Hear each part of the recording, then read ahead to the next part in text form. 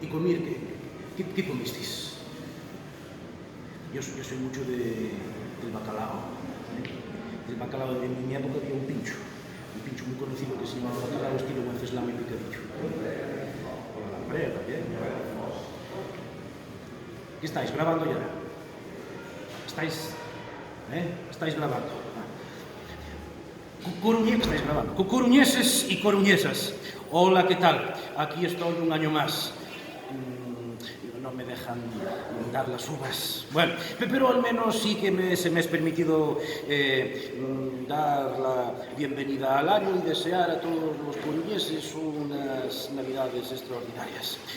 En nombre del presidente de esta Cámara Municipal, de esta ciudad, que es la ciudad de la piedra del destino, desde donde empezó el celtismo, los reyes de Inglaterra se coronan pisando la piedra del destino que fue llevada aquí por los hijos de Breogán, desde la ciudad que dio a César, desde la ciudad restablecida por Alfonso el IX en el año 1207, desde aquesta ciudad visitada por Fernando I Formoso de Portugal, desde aquesta ciudad donde Carolo el V hizo cortes para ser emperador, desde esta ciudad a donde arribó Filipo el II para embarcarse, ir a Inglaterra y desposarse con el rey de los ingleses.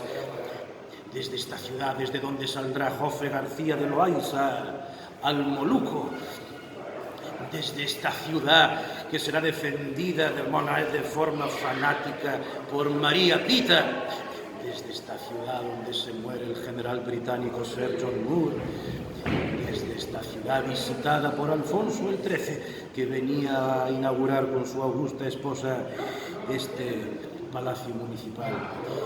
Desde esta ciudad, que es la ciudad de Curros, que es la ciudad de Murguía, que es la ciudad del gran Pondal, o cantor dos nobles celtas, os dos corpos ben compridos.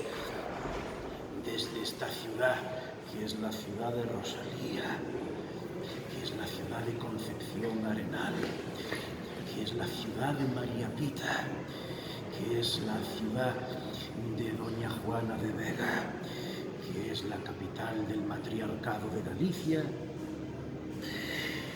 Desde esta ciudad, que pasen unas extraordinarias navidades y por rompompero Año Nuevo.